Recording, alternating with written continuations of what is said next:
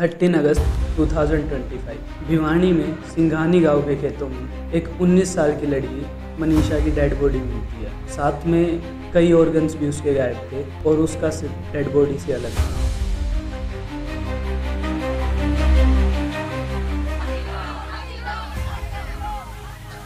यहाँ कब तक बैठेंगे भैया? यहाँ जब तक बैठेंगे जी, जब तक हमारी बेटी को निष्पक्ष न्याय नहीं मिल जाएगा। आप बस हमें ये बता दें कि रात में क्या हुआ, जब आपको यहाँ से पुलिस ले गई तब क्या हुआ? प्रेशर डाला गया इन पे कमरे में बंद करके प्रशासन द्वारा। सारा देश ने इस मामले का बेरा है, सारा देश ने बेरा है। नायब सड़ी ने नायब किसने बनाया था? जनता ने बनाया था। और जनता आज सबकी बहन बेटी, मेरी भी बेटी, सबकी इज्जत आज खतरा में है। कुछ नहीं होना है तो सारा सिस्टम इस्तीफा देते। और भाई आज जोड़ दे भाई मारा।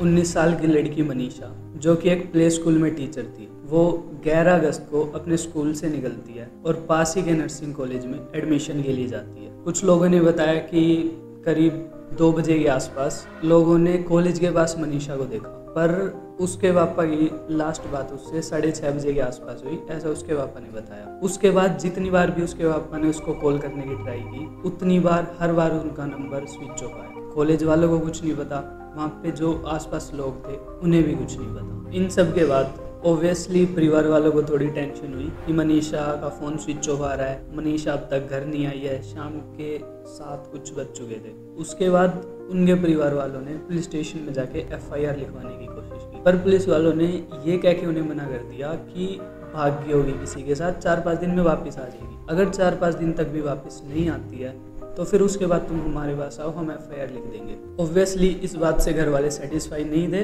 और वो पता करने के लिए मनीषा के कॉलेज भी गए। कॉलेज जाने के बाद जब उन्होंने कॉलेज वालों से CCTV फुटेज मांगी, तो कह लो या तो उन्होंने CCTV फुटेज देने से मना कर दिया या फिर CCTV फुटेज देने में डिले कर दिया। उसके 2 दिन बाद 13 अगस्त 2025 सबको मनीषा की डेड बॉडी मिली।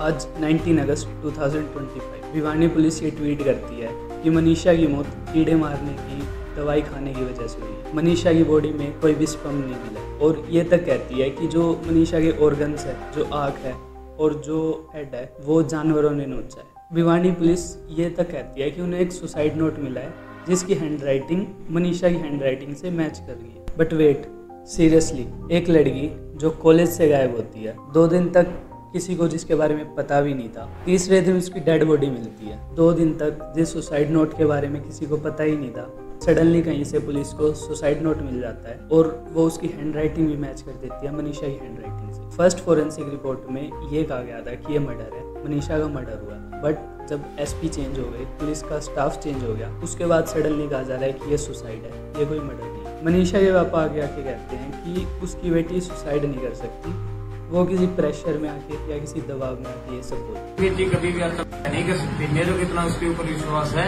और प्रशासन करे कि उसने आत्महत्या की है।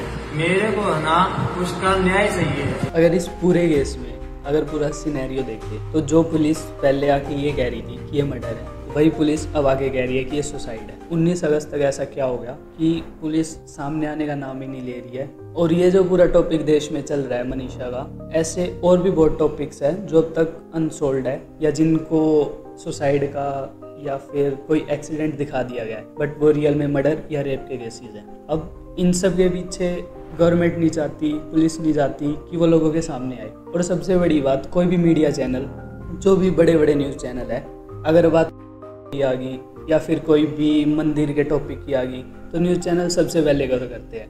पर जब देश में बात आती है रेप की, स्कैम्स की, तो कोई भी नेशनल न्यूज़ चैनल इस बात को कवर नहीं करता। आज भी इस टॉपिक पे किसी भी न्यूज़ चैनल ने कवर नहीं किया। कुछ छोटे मोटे यूट्यूबर्स है या फिर कोई सोशल मीडिया इन्फ्लुएंसर है जो इस बात को आगे लाने की कोशिश कर रहे हैं, पर उसको भी गवर्नमेंट या फिर पुलिस के प्रेशर से दबाया जाता है। मेरे अकॉर्डिंग हम सब यूट्यूबर्स को या फिर जो भी सोशल मीडिया इन्फ्लुएंसर है उसको इसके अगेंस्ट बात करनी चाहिए, इसके अगेंस्ट आगे आना चाहिए और देश की जनता को ये बताना चाहिए कि गवर्नमेंट जो कर रही है, पुलिस जो कर रही है, वो बिल्कुल गलत कर रही है। हम उसके अगेंस्ट है और हम एक यूनिटी की तरह काम करें और इन सब के अगेंस्ट बोले, जिस पे गवर्नमेंट पे भी प्रेशर पड़े और पुलिस पे भी प्रेशर पड़े, ताकि वो इस केस को अच्छे से सॉल्व कर सके।